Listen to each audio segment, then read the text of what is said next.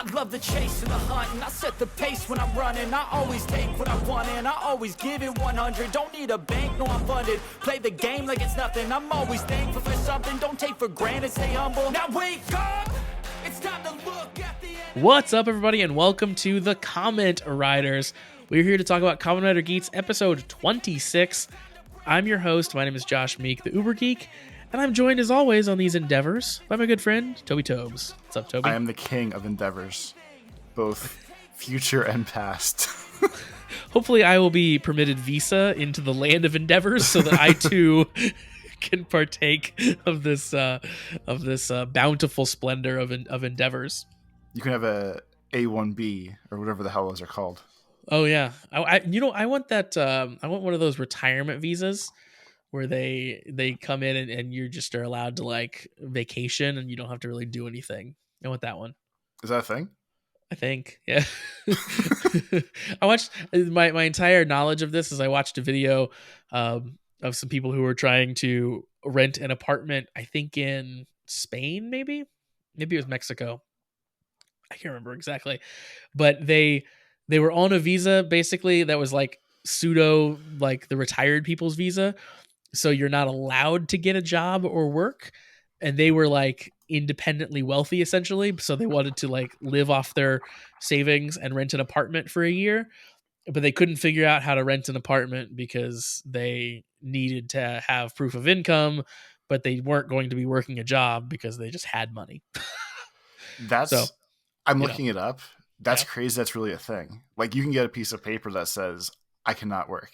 Like, yeah. This is a piece of paper that just says you're allowed to be in our country as a freeloader, but God damn you if you start to work and provide for yourself, do not get out. Yeah, I looked it up just because sometimes you're confused. I wanted to make sure you weren't. I am. Thank you for double checking. A retirement visa is a permit that allows you to spend your retirement years in a foreign country. To qualify, you must be at retirement age and have enough money to take care of yourself. So, like, there's a couple generic ones, but like Dubai, you have to just be 55, and you have to either invest in real estate, have over $1 million of Dubai bucks saved, or have an income of 20,000 Dubai bucks a month. I guess it just is an income of 20,000. So I guess that would be yearly, most likely, right? I have no idea. Probably. Let's see. 20,000. So you just have to have a way to not be destitute to stay in the country, basically. I guess so. I guess that's probably a lot of money for it being Dubai. So it's probably way more than not destitute. But so I guess no, it would be a lot. Yeah. So 20,000 Dubai bucks. No, I don't know. 20,000 Dubai bucks is 5,500 United States dollars. So if you only need $5,500 a year, that might be a month then. I bet that's a month then or something crazy. Okay. Who knows? Yeah, we don't. We certainly don't. We call them Dubai bucks. They're dirhams. If people want the facts, it's a United Arab Emirates dirham is the dollar. Bull dirhams. Yeah, that's a sports. That's a sports movie joke. I know. Yeah, it's only $66,000 a year for us bucks. This still doesn't seem that bad.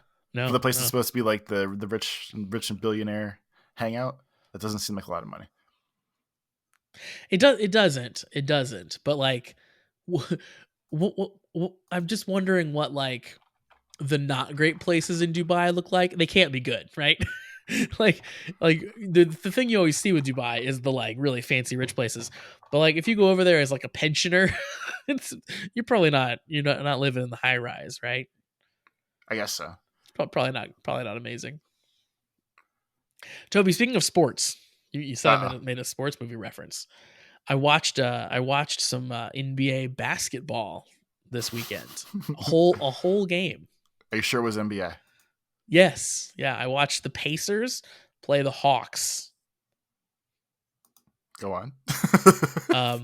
I decided that I don't like Trae Young. Okay. He's kind of a douche, he seems like. These are my sports opinions that I have so far. Trae Young is a douche. Perfect. He got ejected from the game because he bounced the basketball too hard and then he threw it in anger. Well, yeah, I mean, you can't throw the ball at the ref.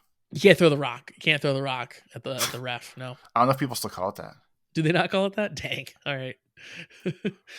But yeah, he seemed like a real douche for doing that. He like had a little baby fit, threw a little temper tantrum. Did you watch it on TV or did you go to the game? I watched it on TV. Yeah. What prompted these? So my mother-in-law is a huge Pacers fan, like massive. And always watches the games, and like when she's at our house, we'll watch the games like if she's over and stuff. So last time she was over, she watched it with my daughter. My daughter liked watching it too. She's 3. So she was into like yelling at the screen and stuff like that. And was like into the concept of like watching sports. So we were again spending a Saturday evening at home and thought we'll turn on the basketball game because she liked the basketball game last time. It sounds like you're drifting apart from your daughter if she's into sports. It is, yeah.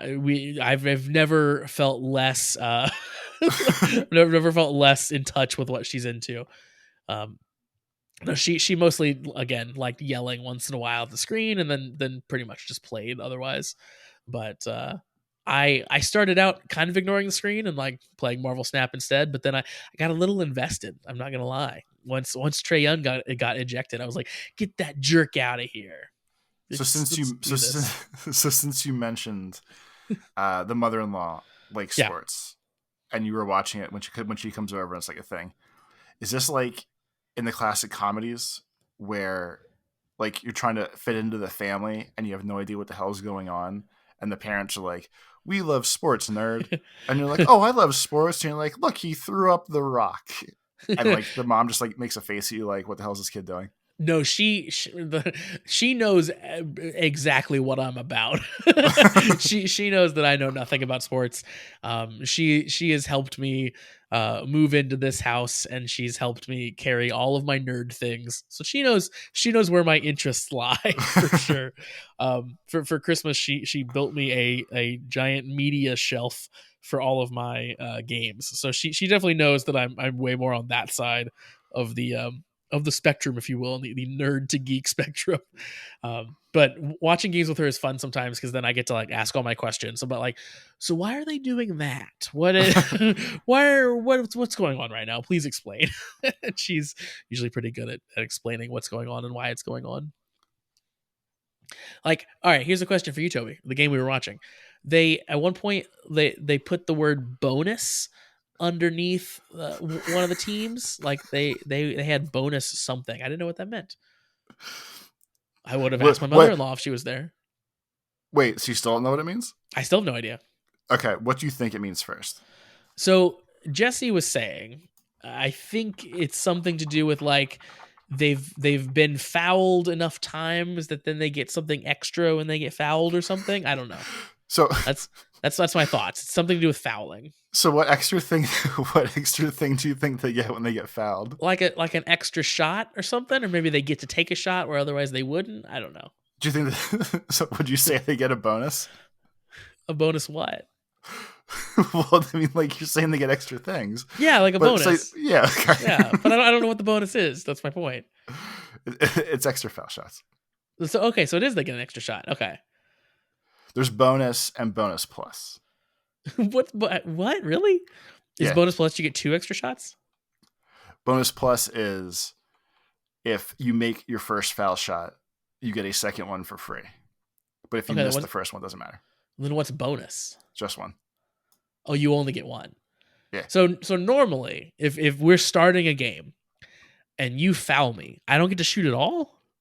If you are shooting the ball and you get fouled, you always get shots. Okay, got it. But when you get into the bonus part, any sort of foul, it gets you extra shots.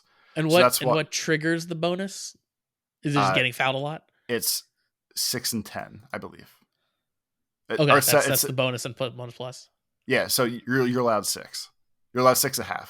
So on the 7th foul, you get into bonus itself. Got it. If you get into 10 plus fouls, it's bonus plus, and it's 2 shots as long as you make the first one. I had no idea. This is like Mario Kart or something. Like, Like I drifted enough that I went from, The blue sparks hit, exactly, and you get a little exactly. boost. I But didn't even that's know that was a thing. but that's why. So if you watch more basketball, either pros, watch the end of March Madness coming up here. The last like 2 minutes of a close basketball game usually takes about a half hour, because basically if the score is close, no one wants to give up too much room. So they'll pass the ball in. The opposing team will basically hug the player with the ball instantly, and they'll let them go take the 2 foul shots. And they do this back and forth over and over and over. So the last 2 minutes take like a half hour. That sounds like not fun to watch. Is that riveting, or is it as boring as it sounds? It's as boring as it sounds, especially when people get stupid and start messing up and doing, like, obviously the move at that point is, okay, we're just gonna keep throwing penalties at each other. And sometimes teams get crazy and like will like gun the ball halfway down the court to try to get out of the we're just gonna draw a foul right away situation. But then that's when teams make dumb mistakes and they lose. And especially if you're a bettor like myself, not a gooder, a gambler. Okay, I was confused. If you are a gambler like myself, that's when all the dumb bullshit happens usually, where it will affect usually the bet. Gotcha. Yeah, I also, as someone like the game wasn't really close. The Hawks just like kind of stomped them at the end. It was close through some of the game, which is why I started getting interested. And then as it finished, it was like they pulled away like crazy.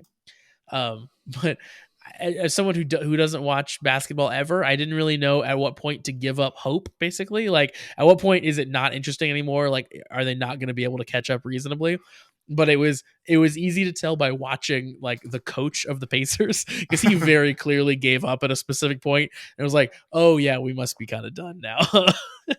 You could just tell him the look on his face. It was just like, "Yeah, I'm kind of packing it in." Yeah, usually when the team that you're rooting for starts giving up like huge runs, when the screen will say like, "Oh, so the Hawks are on a 10-0 run in the past 2 minutes." When that starts happening towards the end of the game, you might as well turn it off. Yeah. It was funny too. Like the commentators just start referring to the game as if it's over while it's still happening in front of them, which I found funny too. And it was like, well, with this loss, it's gonna bring the record to blah blah blah, and it'll end their road trip. They'll head back home on Monday, like that kind of a thing. Perfect. Yeah, it was great because there was like still 2 minutes left in the game. It's like nice. But yeah, I watched a sports. I'm very proud of you. Yeah. I watched another, speaking of people being ejected from sports. I just watched a clip from, I think it just happened maybe in baseball today. I don't know the player's name, unfortunately, but it was in baseball, and a catcher was like trying to get a ball from the umpire standing behind him. So he like reached his mitt back. The umpire didn't put the ball in the mitt, so the catcher like pulled his mitt back down, but the umpire went to drop the ball right after that. So it appeared as if the catcher was doing a like too slow, like pulling his mitt away, which clearly is what the umpire thought, because the umpire immediately ejected the catcher, and the catcher was just like, "What even just happened right now?" Didn't even know that the ball had gotten dropped. That was very JT funny. Realmoto from Toby's home state, the Philadelphia Phillies. Oh, thank you. Spring training. I feel bad for him. It was a very funny ejection.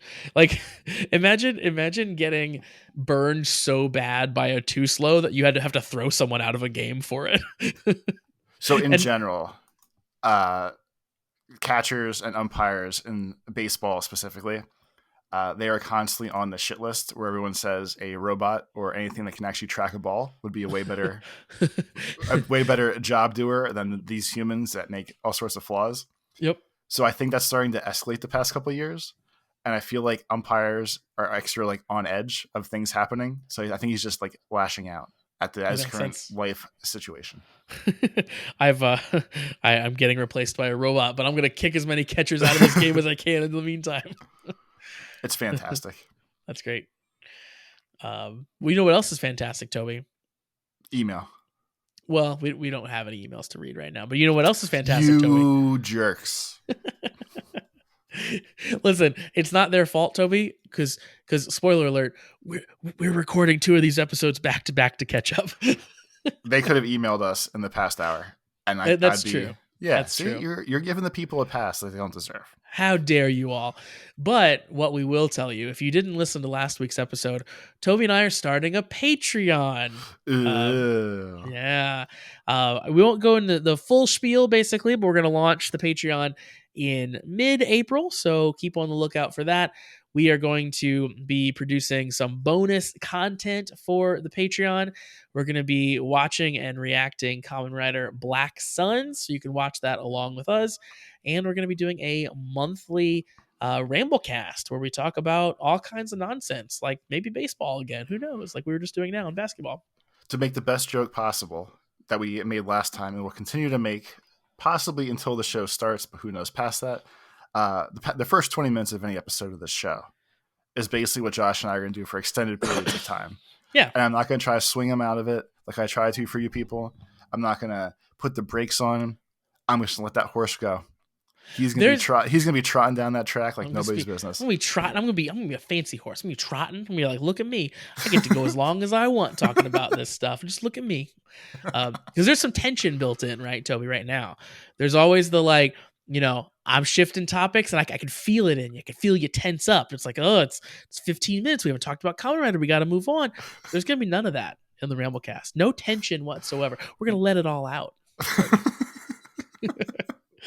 It's going to be a sight to behold. So if you want that once a month, and also you want weekly episodes of Kamen Rider Black Sun, which is the bigger selling point, I'm sure, for most of you, you can check that out by signing up for our Patreon. So we'll get further details of that as we get closer to the time, but we wanted to give a little teaser there.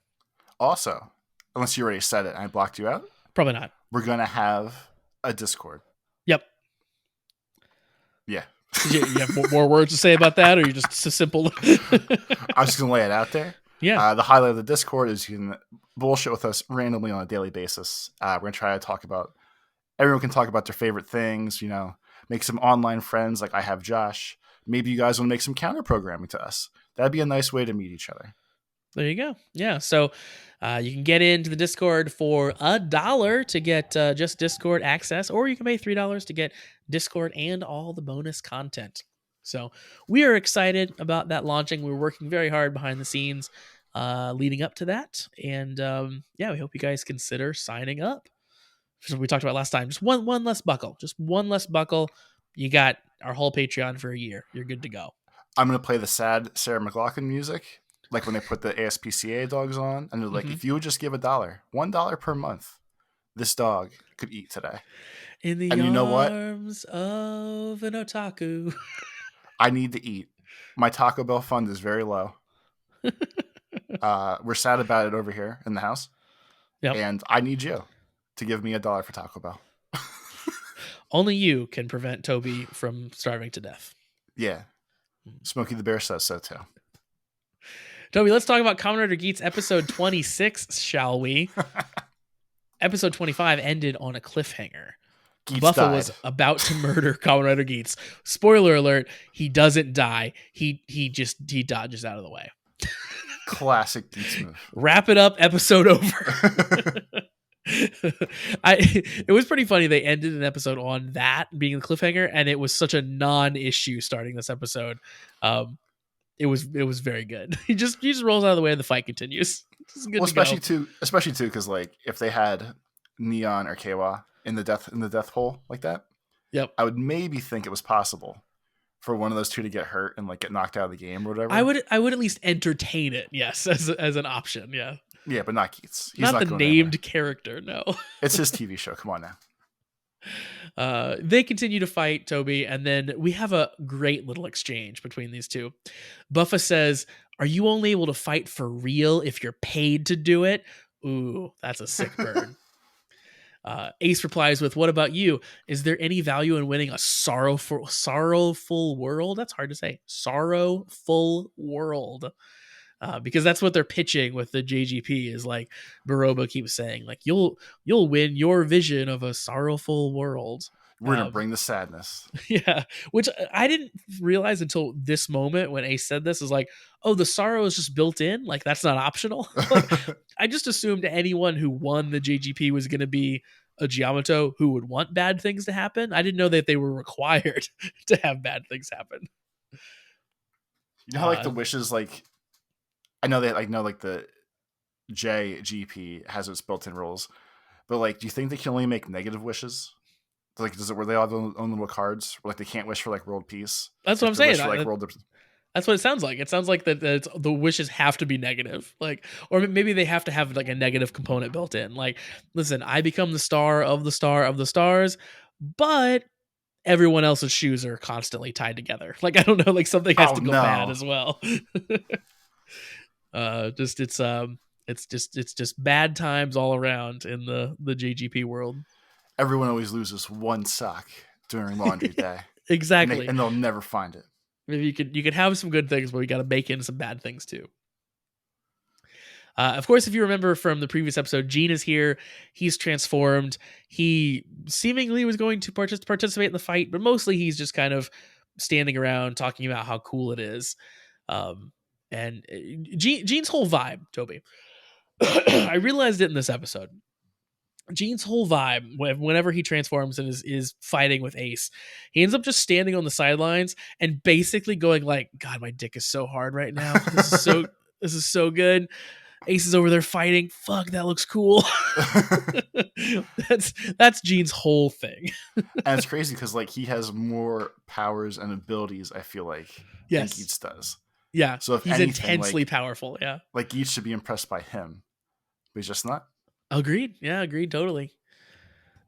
There's a, not to jump around too much, but yeah, there's a scene in this episode where Geats kind of confronts Gene about that. It basically says like, because Gene says like, "Oh, are you okay fighting alone? I can take this more seriously if you like."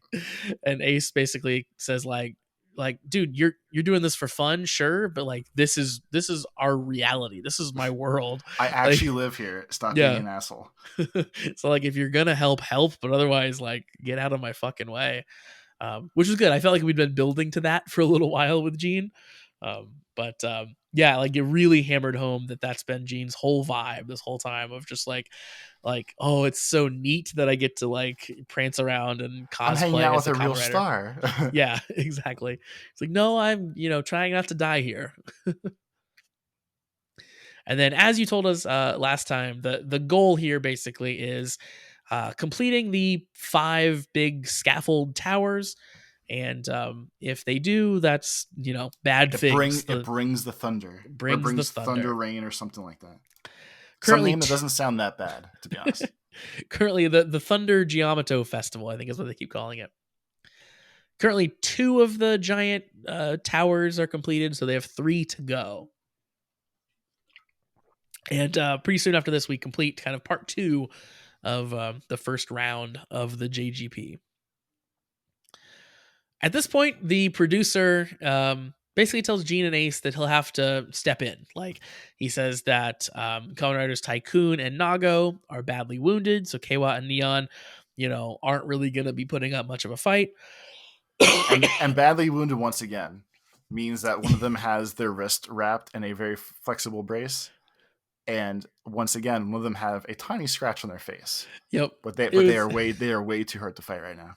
It is great. Yeah, pretty much after this, they cut to the like first aid that they're getting, and yes, it's not bad. They're okay. They're gonna be all right. The producer, of course, is just pretty antsy to kind of reset this world at this point. He's like, he wants to get back. He wants to get back doing his job. He doesn't like this not being a thing.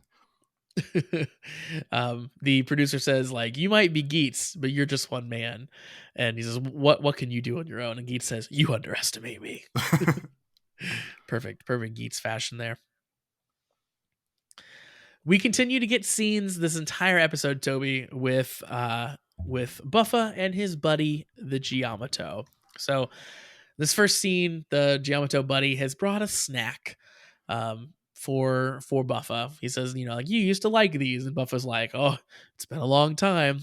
And it also kind of lines up with like the last time Buffa was real sad and upset. Geats brought him a snack as well.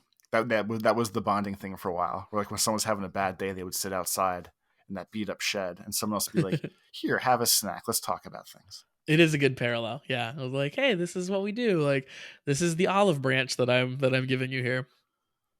And I think this is really the where you start to think that Buffa is buying into this. Like he, or at least he'd been fighting alongside the Yamato in the last episode. And like I think in this scene it seems like they're getting tight. Like they're actually like Buffa's actually treating him like a friend. He loves his planty friend. Yeah. And it's fun too because like all the scenes where he talks to his plant doppelganger guy, whatever, they shoot them all through like it's a fisheye lens, but it's also upside down. It's a weird choice. Yeah. Yeah, it's very artsy. Yeah, kind of confusing, but it's okay. They're in the upside down. It's like Stranger Things again. There you go. Yeah. And my other favorite part of the snack conversation was Buffa was like, "Well, do you want a snack?" And his friend goes, "No, plants just drink water." And I was like, "This is the greatest fucking line this whole show." It was good. No, water's fine for me. I think if I remember right too, afterwards Buffa's like, yeah, that makes sense. Yeah, okay. It does. It checks out. That's just science. That's actual science. I love this guy's going to such lengths to appear as Buffa's friend and rehash all these memories that he's developed, but when it comes to food he won't lie about that. I just need water, I'm good. Daiichi, of course, is like continues to kind of like poke at this relationship and says, oh, how unusual a man becoming friends with a Giamato, but you're half Giamato, so I guess it makes sense. I won't stand in the way of two Giamato bonding. Daiichi finding out how to be a piece of shit in a whole team full of pieces of shit. He's somehow still winning. He is, yeah. What a dick. I hate that guy so much. Every time he's on screen, just hate him. Then, of course, we got our scene with Gene and Ace. They have their little confrontation. And Ace, at this point, kind of on his own, basically, is what he's feeling. He kind of goes out to pray at the festival temple. So they've been putting on this festival. There's kind of the big temple sort of in the middle of it. Ace is just looking fly. Like, he's got, like, furs on. He's looking tight. And he goes to pray at the festival, and he runs into that old guy from the beginning of last episode.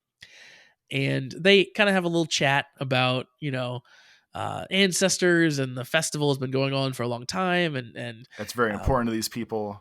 Exactly. It's important to the people in the town. It's been going on for thousands of years.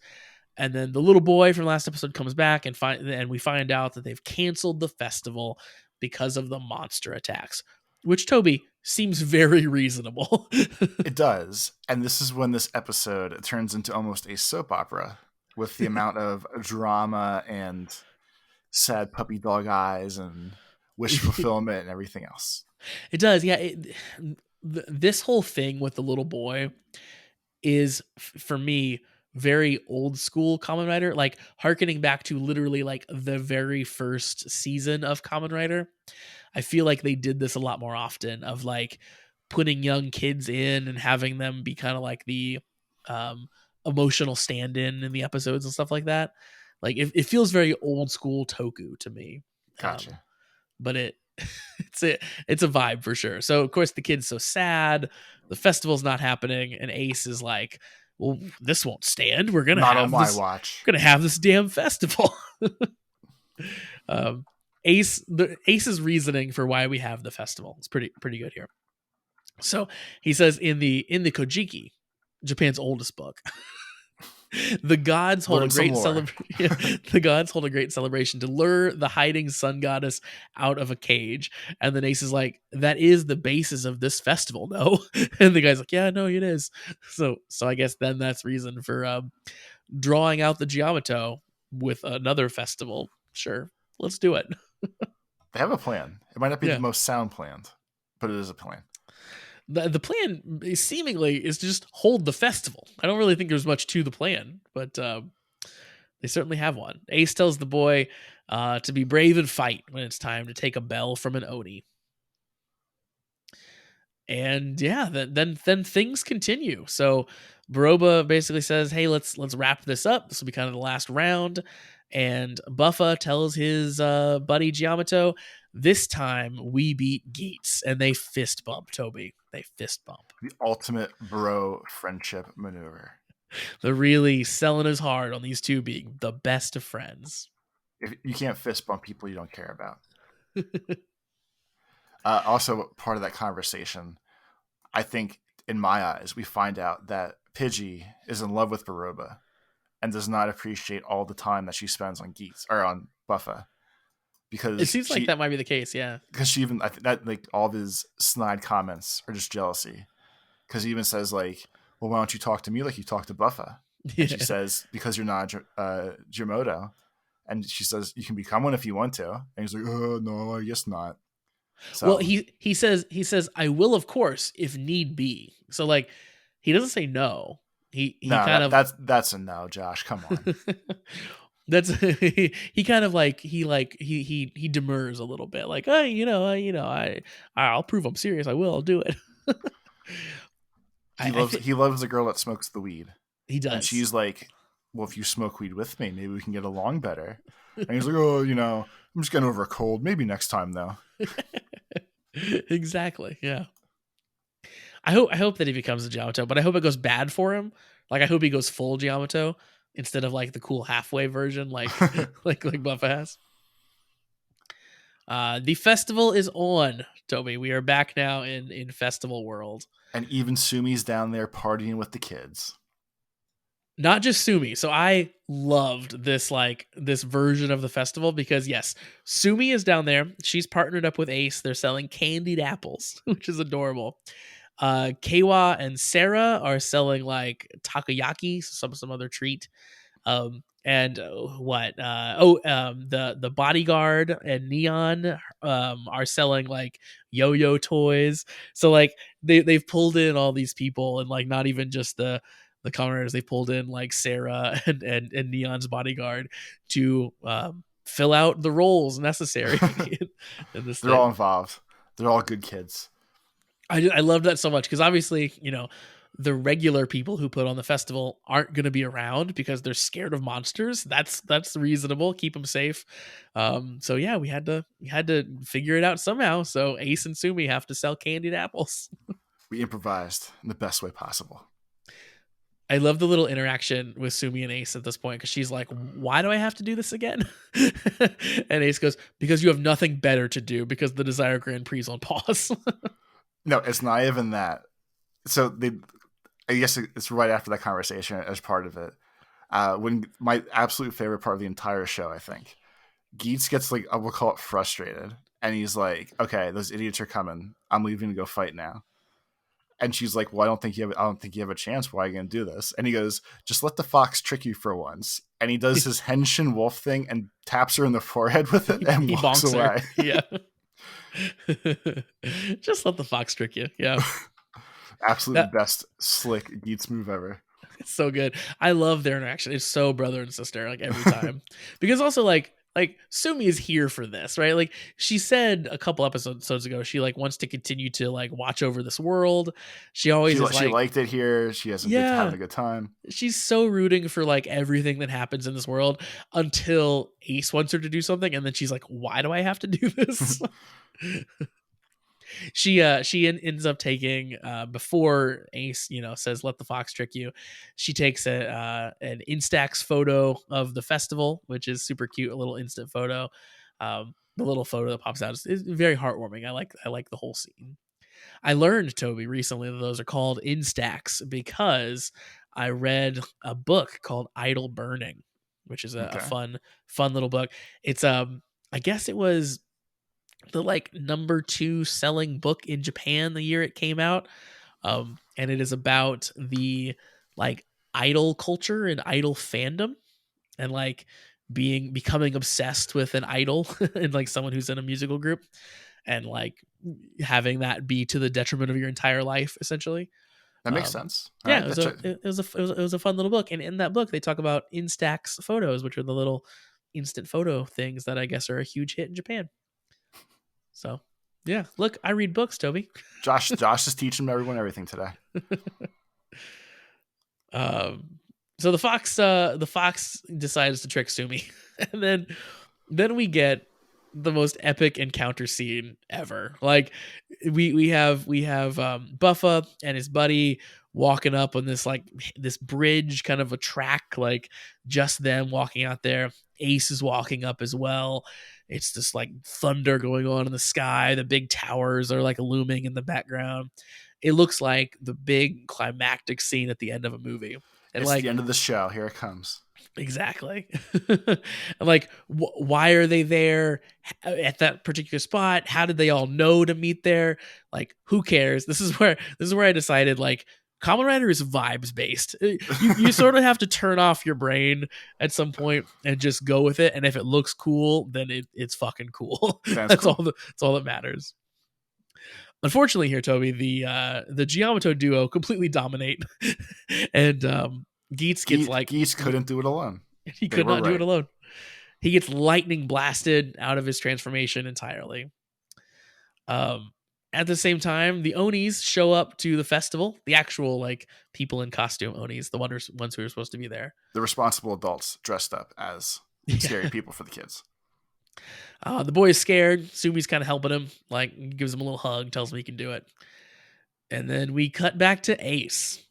Now, Ace is obviously out of henshin, seemingly has his back against the wall, but he... Near death, blood coming out of the mouth. Exactly. That's how you know someone's about to die in Kamen Rider. If you see like more than a cut on their cheek, but like blood at the side of their mouth, they're almost dead. Ace screams to the sky at this point, like, you know, huge lament up in the air, and then the goddess lights up, Toby. It's like a Final Fantasy summon come to TV. Oh my god, it really truly is. The goddess fires down what looks like a meteor shower made out of boost buckles. The producer says the time has come. All the boost buckles meet up at Ace. They form together into a new buckle, Boost Mark II. And basically, visually, it's literally just 5 boost buckles glued together. Yeah, pretty much, yeah. The interesting thing I thought about Boost Mark II is that it is very obviously designed to be able to attach to like the riser gun as well. So like Kamen Rider Gene's gun, it has the same connection point.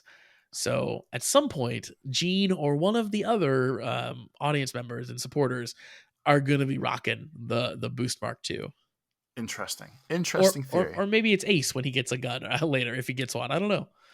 But it seemed like it was made to work together. And so then things just go crazy at this point. This is the big crazy power that Ace had been seeking. He goes and like turns into a fox and destroys all the drum stations. And this new form basically of Buffa of Geats is like insanely cool looking. He's got like the whole outfit is like actually looks like a real fox now, but it's like bright red, huge pointy ears, more so than the old one. Like he just looks awesome. Yeah, so he actually got like a completely redesigned helmet at this point. He has like boost exhaust on the helmet now coming off of his head. He's insane. He's so incredibly fast that it's like the other people are moving in slow motion. Yes, yeah, that was the vibe they definitely tried to show, that like everything else started moving slowly and Geats was just like punching them while they're not doing anything because he's too fast. Yeah. And for as much as we talk about like Gene and Moroba seeming like they have like godlike powers, this is like Ace's version of that. It feels like he just kind of wipes out the Giamato friend, kind of like hits him and like he ends up like stuck on top of a building. And at this point, Toby, we have the incredible betrayal. The Giamato friend says he needs help, asks Buffa for help, and Buffa says like, no, I'm good. I thought I could use you to defeat Geats, but you're just a monster, so I'm not gonna help you now. We're not friends. I think that was the greatest move ever. That's basically like the way that Geats plays 4D chess, where like he had the plan the whole time. Yep. But it's just absolutely amazing that like Buff is still smart enough to be like, no, fuck you, you're a plant. I'm not stupid. I love that because like Buff at times had come across as pretty stupid, you know, throughout this, like being so singularly focused on killing the Kamen Riders. Like I love that this was a good scene of like No, he's not dumb. He's determined, but he's not dumb. He can be just as smart and just as conniving as Ace can be. Because yeah, I was really thinking he had gotten completely converted here and thought this was actually his buddy, but no, you're just a monster. He says Toru is dead and gone. This, of course, is a man who has had hallucinations about this dead friend previously and is now very certain that he's dead and gone. So he's come a long way. We've made a lot of progress. It's very wise. And then like the weird glass, for whatever reason, the plant man like blows up in like a glass orb, which I guess is like part of the reference to why the camera was doing the weird. Well, yeah, that's like your fisheye. fisheye. You're talking, yeah, like that's Yeah. continuing that, right? Yeah. So yeah, for some reason that's just like his, I don't know, thematic element or something. It was very strange, very artsy. You're right. Because when he's like pleading for Buffa, he's again in that like upside down orb fisheye thing. Very, very strange. We're back with the Oni, back at the festival, Toby. The boy runs at the Oni, he swipes a bell. He was ready. And then suddenly his mom wakes up. She's all good.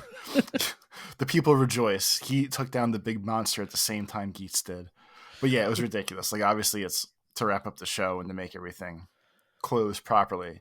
But he grabs the bell, basically turns around and sees his mom walking up just fine. Yeah. Like the most ultimate of perfect timings for him grabbing his little bell. Yep, exactly. And it's a good thing his mom didn't have something that made it so she wasn't going to make it home from the hospital, I guess, or was going to take longer. But good for them, I guess. he wanted it bad enough. All you kids whose moms die, I guess you didn't want it bad enough. Really is what that tells us. Yeah, so that whole like the parallel with the boy and with Geats was like a little too cheesy for my tastes. Like I get what they're going for, but it was a little like exactly how it's going to end as it started last episode.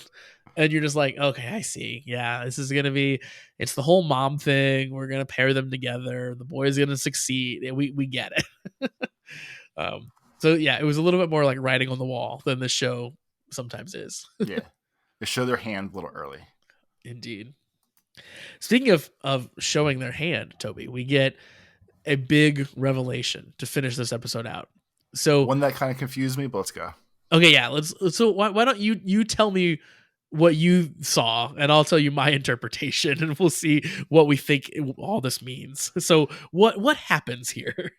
Okay, so producer man pulls out 4 wish cards with 4 different names on them. Mm-hmm. And all 4 wishes are the same thing, that they were deferred wishes from past desire gods that all came true at the same time. The wish on all 4 was, when I am reborn, I will receive the power to save the world when I resolve to do so.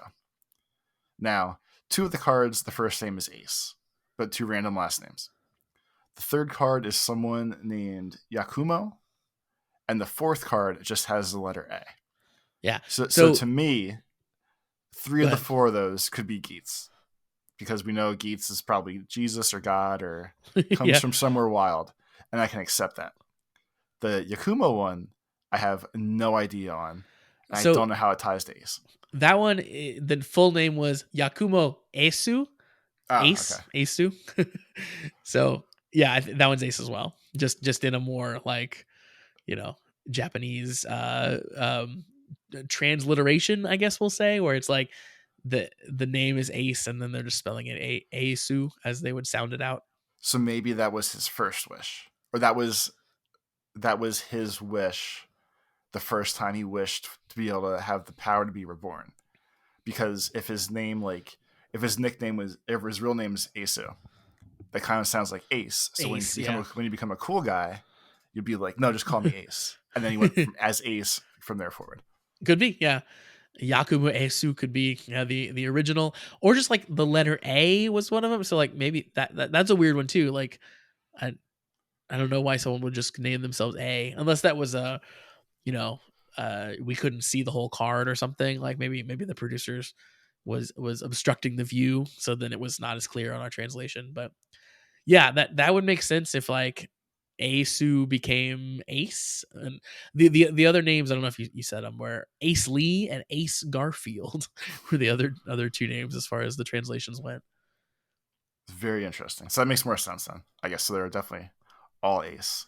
Yep. But then they make, the producer man makes a comment like Geats shouldn't really exist. And just again made me think of like, yeah, he's probably like some weird god alien guy. Yeah, he says, "You've changed the rules of the world. You're a man who shouldn't exist." So the wish here is pretty crazy. Yeah, when I am reborn. So first of all, how is he being reborn? I guess is question number one that I have. And then I will receive the power to save the world when I resolve to do so. So it's like he's building in the fact that he won't want to save the world initially, and he's giving him time.